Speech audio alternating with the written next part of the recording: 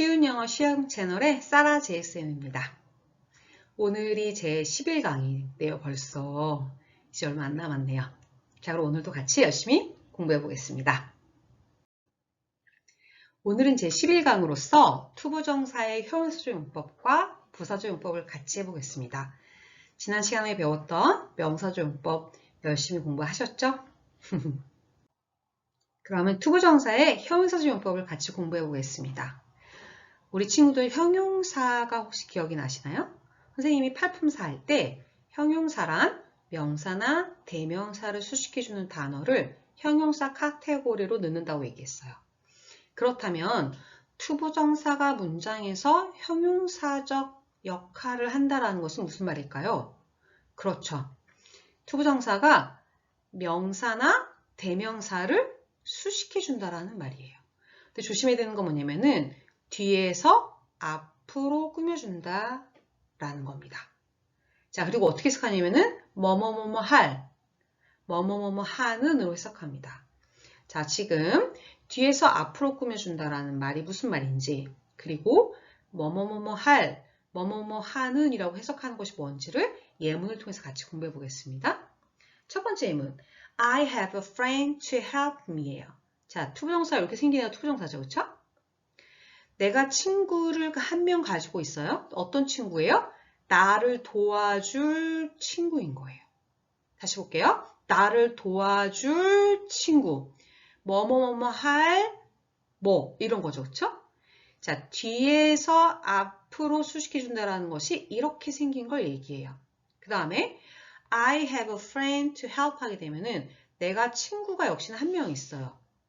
근데 이번에는 뭐예요? 나를 도와준 친구가 아니라 내가 도와줄 친구인 거예요.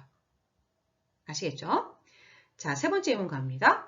You need something cold to drink 하게 되면은 자, 너가 필요해요. 뭔가가 필요하냐면은 마실 무언가인데 차가운 무언가예요. 이처럼 투부정사가 자기가 수식해주는 명사나 대명사를 뒤에서 앞으로 수식해주는 건 맞는데 또 얘를 수식해주는 또 다른 형용사가 붙었을 때는 어순을 어떻게 쓰냐? 요거를 예문으로 보시면 될 것 같아요. 일반적으로는 단어가 형용사여서 명사나 대명사 수식할 때는 수식해주는 단어의 앞에 위치하죠. 그렇죠? 그런데 여기 뭐라고 나와 있냐? thing으로 끝나거나 body로 끝나거나 one으로 끝난 애들은 얘네들을 꾸며주는 애가 이 단어의 앞에 오는 게 아니라 뒤에 오는 거예요.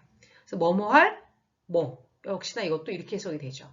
그래서 이렇게 띵으로 끝나는 애가 자체적으로 딸려있는 형용사가 올 경우에는 어순을 그 형용사를 먼저 써주고 그 다음에 투부정사를 뒤로 써준다 해요. 요거는 이렇게 별표 쳐놓고 기억하세요. 자, 그 다음에 She finds a house to live in 이에요. 그녀가 집을 찾아요. 어떤 집이냐면은 살 집이에요. 우리나라 말로 하면은 to live만 있어도 될 것 같지만 영어는 우리나라 말과 좀 다른 말이죠. 이 수식해주는 명사와 투부정사와의 관계를 좀 자세히 들여다볼 필요가 있는데 자, 뒤에 거를 보면은 live a house가 아니라 live a house 사이에 in이라는 애가 필요하죠. 그래서 live in a house 집 안에서 산다. 즉 들어가서 살 집이 필요한 거예요. 그래서 이때 전치사 in을 빼먹지 않고 꼭 써주는 게 중요합니다. 자, 많이 나오는 예문 또 하나 볼게요. She found a chair to sit on 이에요. 그녀가 의자를 찾는데 뭐냐면은 앉을 의자인 거예요. 역시나 우리나라 말로는 sit만 있어도 될 것 같지만 요 수식해주는 단어와 투부정사를 잘 보자고 얘기했죠. 그래서 이 둘의 관계에서 전치사가 필요한지 안 필요한지를 한번 테스트해보는 거예요. sit on a chair 이런 식으로. 그래서 의자 위에 앉는 거죠. 그래서 이때 on, 위에 앉을 의자가 필요한 거예요. 그래서 오늘 영어 표현에서는 꼭 필요하다는 걸 기억해 주세요. 그 다음에 talk라는 단어는 누구누구에게 얘기하다 할 때 그 누구누구에게 앞에 to라는 전치사가 붙거든요. 그래서 you need someone to talk to 하게 되면은 자, to talk to 앞에는 someone 수식해 주는 건 맞아요. 당신은 누군가가 필요합니다예요. 뭐 말을 건넬 누군가예요.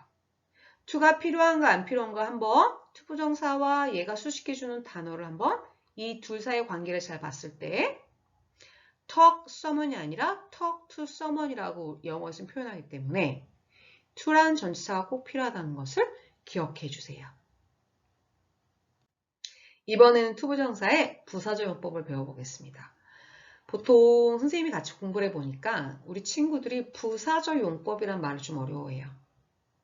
근데 조금 쉽게 구분하는 방법은 명사적 용법이 아니고 형용사적 용법이 아닐 때 다 그냥 부사적 용법으로 생각해도 괜찮아요. 선생님, 그게 쉬운 건가요? 라고 물어볼 수 있는데 명사적 용법 할 때 선생님이 뭐라고 얘기했냐면 자리를 기억하라 그랬어요. 주어 자리, 목적어 자리, 보어 자리. 이 자리에 놓인 투부정사는 명사적 용법이죠. 형용사적 용법은 바로 앞에서 같이 공부했던 것처럼 뒤에서 앞에 있는 명사를 또는 대명사 수식해주는 모습이에요. 그래서 첫 번째 것도 아니고 두 번째 것도 아니었을 때는 다 그냥 부사적 용법인가 보다라고 생각하면 되는 거예요. 대표적으로 부사적 용법 중에 4가지를 오늘 같이 공부해 볼게요. 자, 그 중에 첫 번째가 목적이에요. 목적어가 아니고 목적이에요. 목적이 뭔데요? 뭐뭐 하기 위해서라고 해석이 되는 때 우리가 목적이라고 얘기하죠. 그렇죠? 보겠습니다. 예문을. I go to Paris 하게 되면은 나는 파리에 간다죠. 왜요? 예술을 공부하기 위해서. 뭐뭐 하기 위해서라고 해석이 되죠. 그렇죠? 그 다음에 두 번째 많이 쓰는 용법은 감정의 원인이에요. 뭐뭐 해서, 뭐뭐 하게 되어서라고 해석하는데 예문을 한번 볼게요. I am happy. 어렵지 않죠? 나는 행복해요. 왜요? To meet you here. 너를 여기서 만나게 되어서. 자, 감정의 원인이라고 한다면 문장에 감정 표현이 있어야겠죠. 그래서 투부정사가 부사적 용법 중에 감정의 원인을 쓰였을 때는 투부정사 바로 앞에 감정을 나타내는 형용사가 나오게 되어 있어요. 자, 좀 더 자세히 공부하기 전에 부사적 용법의 특징을 하나 더 설명드리자면 부사적 용법은 이렇게 완전한 문장 끝에 덧붙여서 쓰는 느낌이에요. 완전한 문장이라고 한다면 이 자체만으로도 말이 된다는 거죠. I go to Paris 하면 내가 파리에 간다잖아요. 그쵸? 그래서 이렇게 완전한 문장 뒤에서 좀 더 부연 설명해주는 문장에 대해서 조금 더 보충 설명해주는 느낌이에요. 그래서 파리에 가는데 왜? 예술을 공부하기 위해서. 내가 해피해. 왜? 너를 여기 만나게 돼서. 그래서 뭔가 완전한 문장 뒤에서 이렇게 추가적으로 덧붙여서 설명해주는 느낌이 나요. 자, 요 감정의 원인을 먼저 조금 더 공부해보자면 투명사 앞에 감정을 나타내는 형용사가 있어야 된다고 얘기를 했죠. 그러면 감정을 나타내는 형용사가 뭔가를 한번 공부해봐야겠죠? 뭐가 있을까요? happy랑 비슷한 말, glad, 기쁨, pleased, 기쁨이죠. 그렇죠? 그 다음에 sad, 슬픔, excited, 흥분한, shocked, 충격받은, upset 하면 화가 난 이런 거죠. 그렇죠? 이렇게 감정을 드러내는 형용사가 투부정사 앞에 놓였을 때는 이 투부정사가 뭐예요? 이 감정의 원인을 설명해 주는 거예요. 왜 해피한지, 왜 새드한지. 그리고 이 팁 1에 보면은 목적의 의미를 강조할 때, 그러니까 뭐뭐 하기 위해서라는 말을 좀 강조하고 싶을 때 쓰는 표현이에요. 우리가 무언가를 강조하고 싶을 때 뭐예요? 그 말에 뭔가 덧붙이죠, 그렇죠? 말을 할 때는 이 말의 에너지가 느껴진다든지, 근데 글에서는 말의 에너지를 느낄 수 없으니까 글로 표현할 때 in order to라는 말을 쓴다든지 so as to를 써주면 뭐뭐 하기 위해서가 좀 더 강조되는 느낌으로 읽는 사람이 받아들이는 거예요. 그래서 똑같은 문장을 한번 이렇게 써보면은 I go to Paris in order to study art 하게 되면은 예술을 공부하러 파리에 가는 건 맞는데 뭐냐면 이 문장이나 so as to study art 쓰게 되면 뭐냐면 예술을 공부하기 위해서 파리에 간다라는 거예요. 관광하러 가는 거 아니고. 무슨 말씀인지 알겠죠? 투부정사의 부사조용법 4가지 중에 앞에 목적과 감정의 원인 말고 또 뭐가 있냐면은 판단의 근거가 있어요. 그리고 결과가 있어요. 이게 뭐냐? 판단의 근거는 앞에 어떠한 판단을 내리는 문장이 오고 왜 그런 판단을 내렸는지를 덧붙여 설명할 때 to 부정사를 사용하는 거예요. 그래서 어떻게 해석하냐면은 뭐뭐 하다니, 뭐뭐 하는 것을 보니 이렇게 해석을 해요. 예문을 보겠습니다. Jane must be a genius. 자, 제인이 genius가 뭘까요? 천재라는 뜻이거든요. 제인이 천재인 게 틀림없다예요. must가 뭐뭐 해야 한다라는 뜻 말고도 뭐뭐인 게 틀림없다라는 확실한 추측이 있거든요. 그래서 여기서는 확실한 추측으로 해석을 해줘서 제인이 천재인 게 틀림없다라는 판단을 내렸죠. 그렇죠? 근데 왜 이런 판단을 내렸냐면은 to solve the problem이에요. 그 문제를 해결하다니, 그 문제를 풀다니 제인은 천재인 게 틀림없다라고 하는 거죠. 자, 이해하셨죠? 자, 그 다음에 결과는 뭐냐면은 몇 가지 샘플 센텐스를 통해서 배워보도록 해요. She grew up to be a teacher예요. 자, 그녀가 성장했다죠. 자랐다.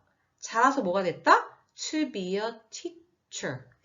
결과적으로 뭐뭐뭐뭐 하다. 이렇게 해석하는 거예요. 그래서 그녀가 자라서 결과적으로 티처가 됐다예요.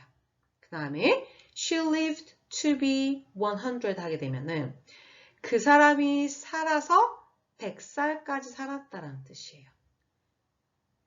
역시나 완전한 문장 끝에 덧붙여서 뭔가를 추가적으로 더 설명하고 있죠. 그가 살았다 100살까지 이렇게. 그 다음에 요거는 조금 기본에선 잘 안 나오는데 그냥 넣었어요. 왜냐면 우리는 잘할 수 있으니까요. only to라는 표현은 뭐냐면 결국 뭐뭐 했을 뿐이다 라고 해석을 해줘요. 그래서 이 표현 자체에 부정적인 뉘앙스가 들어가 있어요. 예문 볼게요. James studied hard, only to fail. 어떻게 해석하냐면은 제임스가 열심히 했어. 그런데 결국 실패했을 뿐이다 라는 거예요. 그래서 우리가 기본기를 다 주고 있지만 only to fail까지 공부를 한다면 정말 더할 나위 없는 기본기를 다지고 있는 겁니다. 자, 마지막으로 to 구문과 enough to 구문을 공부할 거예요. 자, to 구문은 앞에 이 o가 하나 더 달린 이 to는 부정적인 뉘앙스를 갖고 있어요. 너무 이런 뜻이거든요. 그래서 너무 물결무늬, 그 다음에 to 점점점 이런 표현을 썼을 때는 자, 점점점 하기에는 너무 물결무늬하다라고 해석해줘요. 자, 이거의 동의 표현을 꼭 기억하셔야 되는데 so, 물결무늬, that, 주어, can't, 점점점으로 바꿨을 수 있다요. 선생님, 뭔 말이세요? 선생님이 어법적인 말을 좀 빼고 풀어서 설명할게요. 요건 조금 짧게 쓰는 느낌인 거고 요건 조금 길게 쓰는 느낌이에요. 기본에서는 이해도 필요하지만 동시에 암기를 하는 것이 더 중요합니다. 자, 볼게요.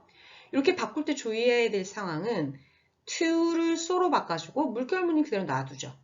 근데 단어 하나로 쓰였던 to를 이번에는 뭐로 쓰이는 거예요? that과 주어, can't 이렇게 세 단어로 좀 풀어 쓰는 느낌이에요. 자, 예문 보겠습니다. He is too young to study math예요. 자, 해석해 볼게요. 요거 먼저 점점점부터. 자, 수학을 공부하기에는 너무 어리다죠. 누가요? 그 사람이. 자, 좀 긴 표현을 바꿔볼게요. 자, to 자리에 소 들어가면 되죠. 영은 그대로 놔두고 전치사 to 대신에 that과 주어와 can't 써주면 돼요. 이거 그냥 기계적으로 암기하세요. 자, 바꿔보겠습니다. He is so young that he can't study math예요. 해석은 똑같은데 한번 해볼게요. 그 사람이 너무 어려서 그 사람은 수학을 공부할 수 없다죠. 좀 짧게 쓰느냐, 길게 쓰느냐의 차이인데 선생님이 아까 to가 너무라는 좀 부정적인 느낌이라고 얘기했어요.